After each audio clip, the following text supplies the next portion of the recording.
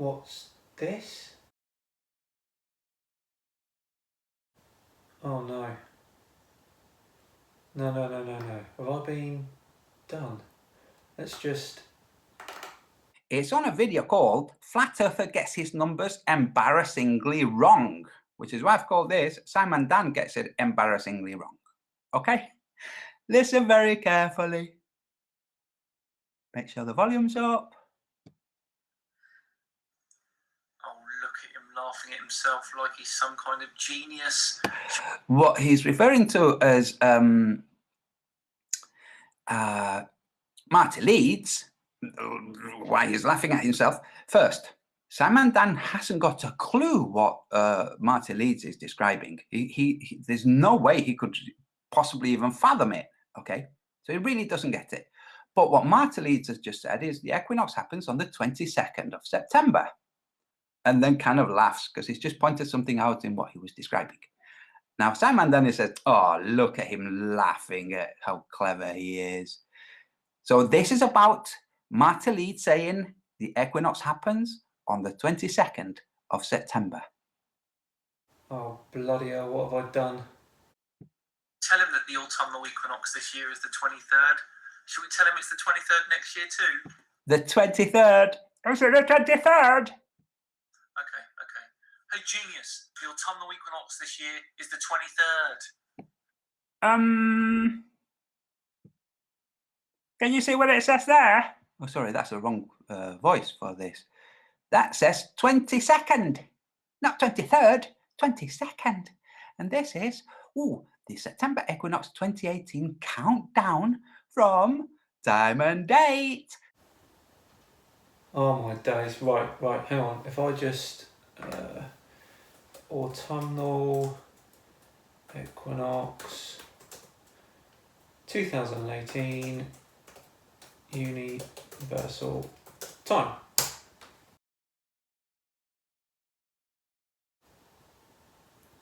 Oh, so I haven't messed up. Curious that even though you live in the UK, you'd use New York time. Nice try, Antonio.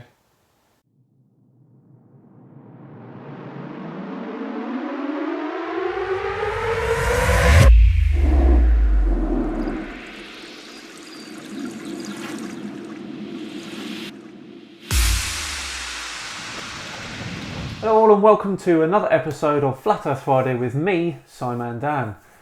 Today we are taking a look at a YouTube channel called Flat Earth Brothers. Having looked at their channel, you can see that they are serious space deniers. However, they've recently decided to have a pop at NASA over Hurricane Florence. Let's see what they've picked up. Hello everyone. I hope all of you are safe and that none of you are near this hurricane. This Hurricane Florence we're hearing so much about in the news. And I found some footage that I wanted to share. Don't want to joke about the hurricane because a lot of people are losing their homes to this thing.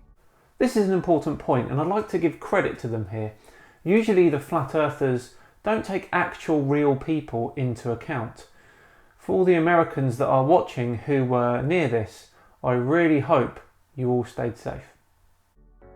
But I do want to expose some more lies, some fraud, and it's quite impressive. We're going to look at this, what they call high definition camera footage from outside the International Space Station. And I'm going to slow it down, zoom way in, speed it up, that sort of thing. Let you draw your own conclusions about whether or not this is real, and look at some of the destruction that's taking place along the outside of this hurricane, as well as if we zoom way in on the center of this hurricane. My main question here is why? If NASA were truly faking everything, surely they'd just leave this alone. It's a delicate subject. Why, if they're frauds, would they open themselves up to attack by faking a picture of a hurricane? One that has caused huge amounts of damage and destruction in their own country. The whole premise doesn't make sense. But before I do, I want to show you exactly how large this hurricane is. They told us that on September 12th that this thing was around 500 miles in diameter, and they sent us this picture here. I believe Donald Trump tweeted this picture out of the hurricane as it's approaching the east coast of the United States, and it was growing at this point to around 500 miles in diameter. And you can see I've measured it here. They're right. It's pretty big. But according to the NASA imagery, either A, NASA is lying, because if you compile this image, screenshot it, and match it up with a globe and look at how big it is, it's wider than the United States almost.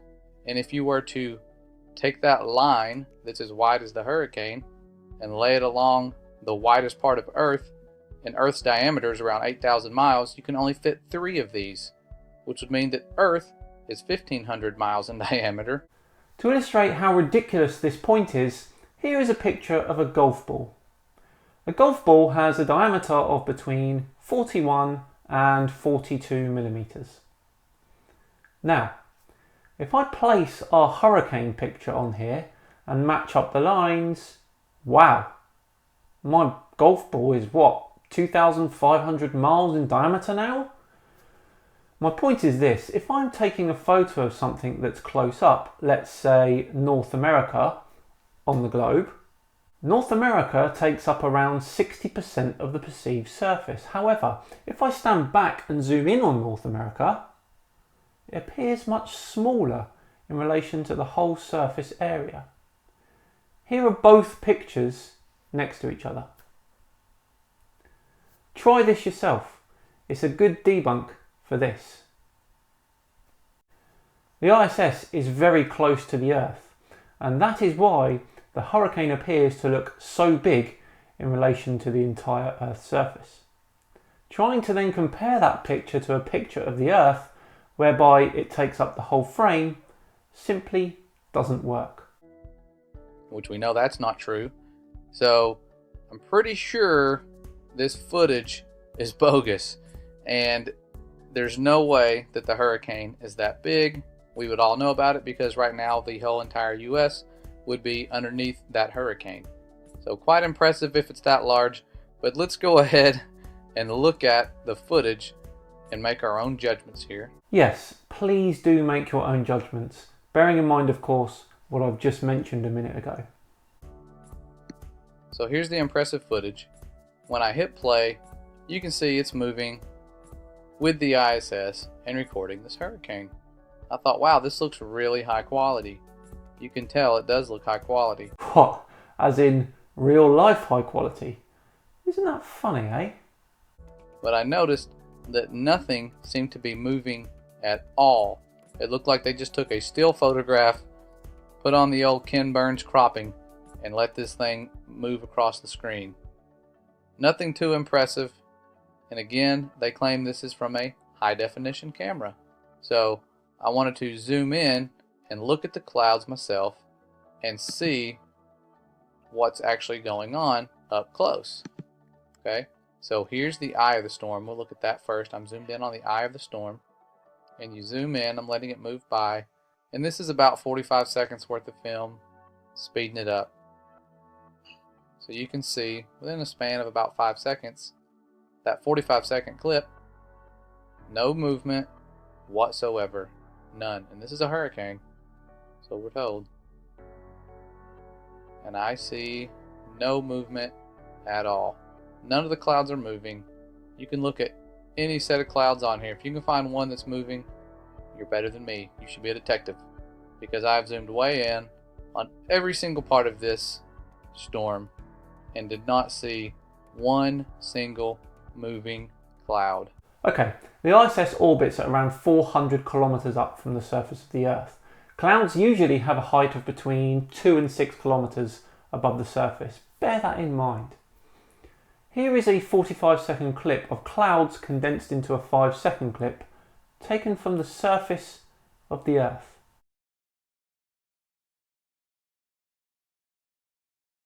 If from 2 to 6 kilometers away we can only just start to see the movement of clouds sped up, how the hell are you supposed to see cloud movement from 400 kilometers away?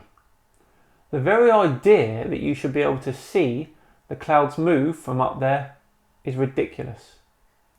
It's like me saying that I can see who would win in a race between a snail and a slug from the top of my house. And again, this is going fast. This is faster.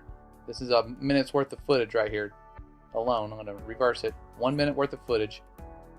No matter how much you zoom in, you will not see any clouds moving at all.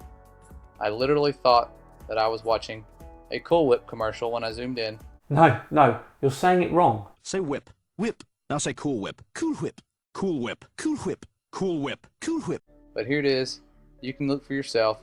Speed it up, slow it down. I'll leave the video linked in the description. If you can spot some moving clouds, please let us know. I can't. This stuff just looks airbrushed. Hang on. You said it looked high quality at the beginning. I thought, wow, this looks really high quality. But before we go, I do want to clarify that I'm not saying the hurricane is fake. Just that the footage we are getting from NASA and our government is fake. And you think, why would they have to fake that? Exactly. Why would they have to fake that? Interested to hear his answer on that one. Well, because they don't have the tools up there that they say they do.